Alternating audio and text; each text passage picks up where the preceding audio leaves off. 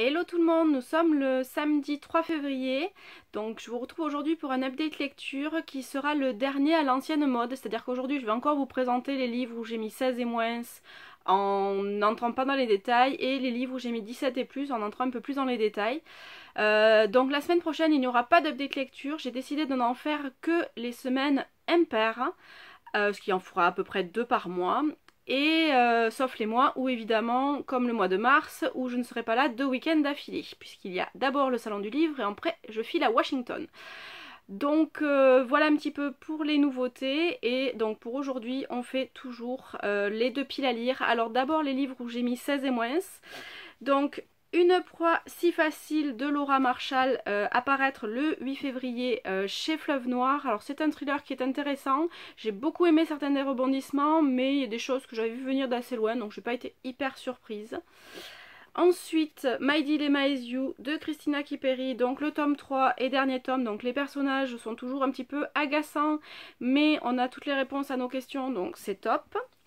Ensuite, Toute la vérité de Karen Cleveland. Donc j'ai beaucoup aimé pareil le contexte. Il y a des choses qu'on voit venir assez facilement, d'autres moins. Et cette fin est tout simplement stressante.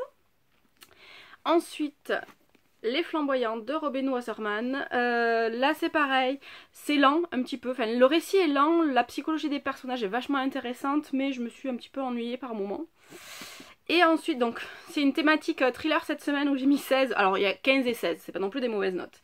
Donc, L'enfant de mon mari de Deborah O'Connor. Donc là, pareil, la fin est totalement bluffante, mais le reste est un petit peu mou par moment.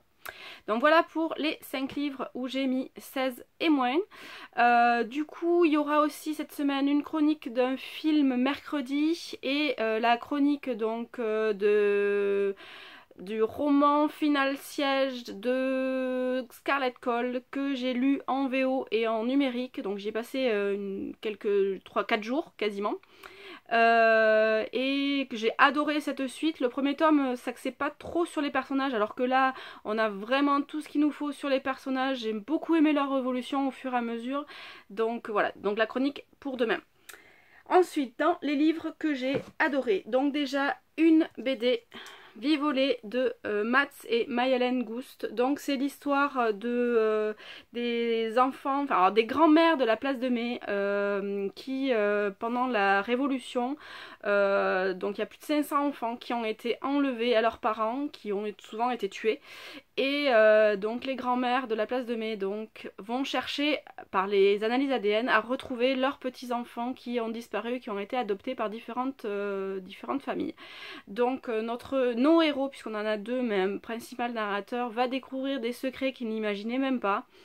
Et petit à petit, on va entrer dans les détails. Donc j'ai beaucoup aimé le contexte historique, pardon, et la façon dont l'histoire nous est présentée. Ensuite, beaucoup de romances cette semaine que j'ai beaucoup aimé. Donc True Love de Jude Deveraux. Donc c'est une romance contemporaine avec un petit peu de fantastique. Alors je vous dirai pas en quoi parce que c'est bien de le découvrir à la lecture, mais les personnages sont géniaux. Alix va être complètement choquée par ce qu'elle va découvrir à la fois sur sa famille et sur elle-même. Et Jared est tout simplement craquant, imbuvable au début, et puis petit à petit au fur et à mesure qu'on apprend à le connaître, il devient vraiment génial. Alors j'ai adoré vivre tout ça à Nantucket avec eux. C'est une île où j'aimerais beaucoup aller, de toute façon toute la côte entre New York et Boston. Et franchement, c'est une très belle histoire d'amour, d'amitié, de famille, des secrets. Il y a tout ce qu'il faut pour passer un très bon moment.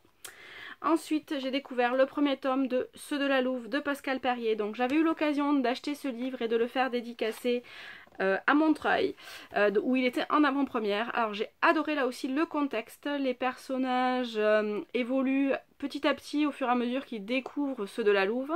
Et on va avoir droit à des surprises. Alors j'ai beaucoup aimé la façon dont l'histoire est amenée.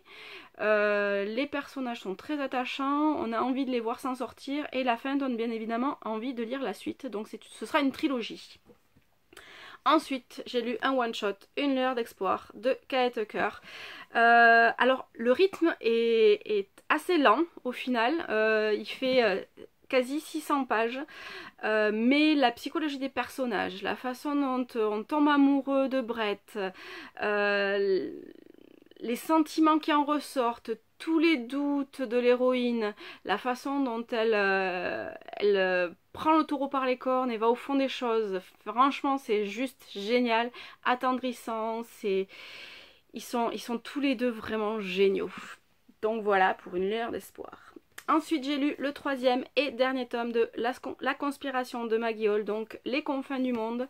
Alors j'étais hyper curieuse de voir ce que l'autrice a nous réservé pour cette fin et elle ne m'a pas déçue. D'ailleurs, je savais pas trop où est-ce qu'on allait et j'ai beaucoup aimé découvrir avec les personnages tous les mystères, les complots qui tournent autour d'eux et voir ce qui leur arrive. Ensuite, donc j'ai lu Et plus si affinité de Sarah Barnard. C'est une histoire qui est très touchante entre une personne qui est malade et qui n'arrive pas à parler aux autres, hormis aux gens qu'elle connaît, et un sourd qui va découvrir petit à petit la vie d'une manière différente. La conclusion est très très belle, leur histoire est très très belle. J'ai beaucoup aimé les voir douter, les voir aimer, les voir ressentir des choses et les voir aller au fond des choses. Ils sont très touchants tous les deux et franchement ça vaut le coup, c'est un très bon moment de lecture. Et pour finir, je l'ai terminé hier soir, c'est Saving Us de Corinne Michaels, donc qui paraît chez E.H. dans la semaine. Alors la fin du premier tome était juste horrible. Mais horrible. Mais de toute façon, le second tome ne pouvait ne se passer que d'une manière. Donc voilà. Mais du coup, c'est hyper stressant. On sait pas du tout vers quoi on se dirige. L'autrice, elle nous mène en bateau. Les personnages sont géniaux.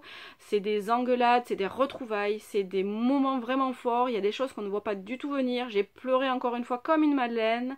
Donc voilà. Donc c'est un diptyque vraiment génial. Donc Saving Her et Saving Us de Corinne Michaels.